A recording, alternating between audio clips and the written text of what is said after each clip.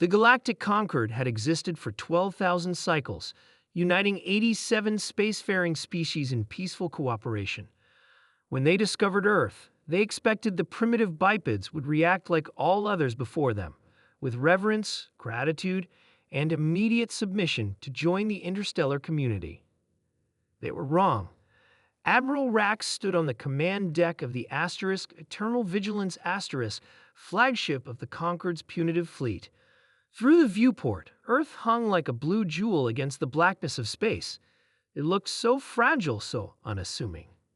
"Status report," Rax demanded, his four clawed hands tapping impatiently on the command console.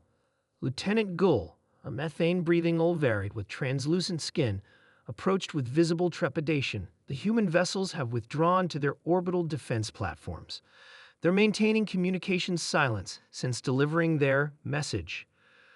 Rax's cranial ridges flushed crimson with anger as he recalled the human transmission. A single stoic-faced military official had appeared on their screen 6 hours earlier.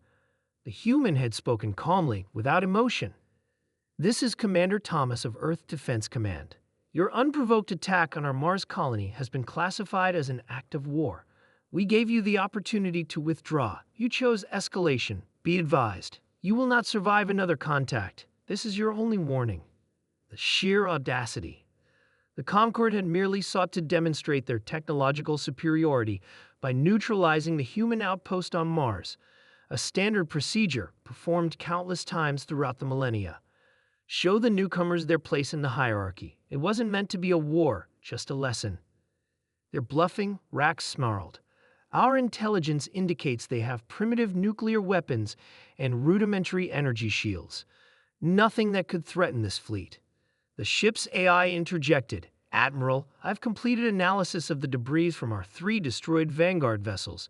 The weapon signatures are unusual." "Explain," Rax demanded. "The molecular disintegration pattern suggests that humans have somehow weaponized dark energy. Our shields weren't designed to counter such technology." An uncomfortable silence fell over the command deck. Dark energy manipulation was theoretical, even to the Concorde's most advanced scientists.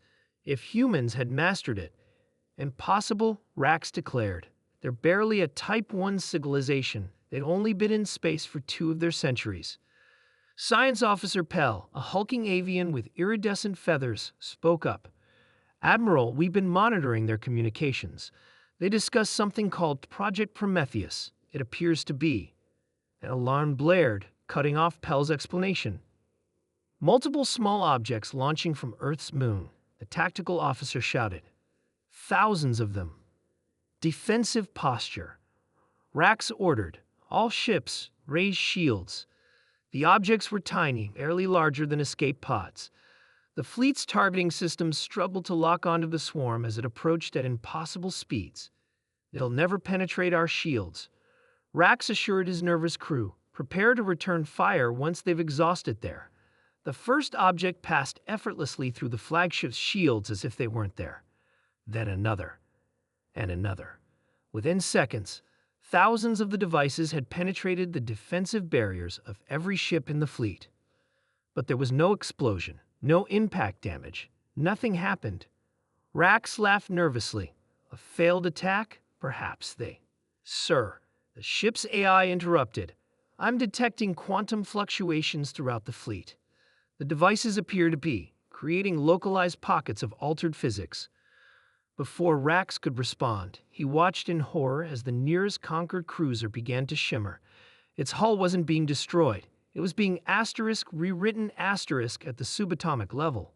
Within moments, the massive warship imploded, collapsing into a perfect sphere the size of a fist, then disappearing entirely. All across the view screen, Concorde ships were vanishing one by one. "What is happening?" Rax bellowed. Officer Pell's voice was barely a whisper. "They've weaponized quantum probability. They're altering the fundamental constants within localized fields. Matter can't exist as we know it inside those fields." An ensign rushed forward. "Admiral, we've intercepted a transmission from Earth to their devices.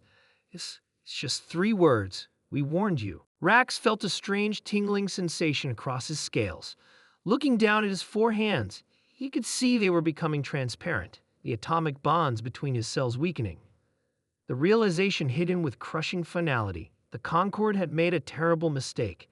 They had judged humans by their limited interstellar presence, their brief technological history. They had failed to recognize the true nature of this species. Humans hadn't spent millennia perfecting space travel like other races.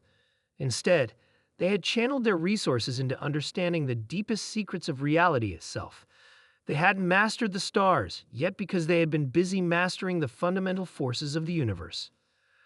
As the eternal vigilance began to shimmer and distort around him, Admiral Rax understood what made humans truly dangerous.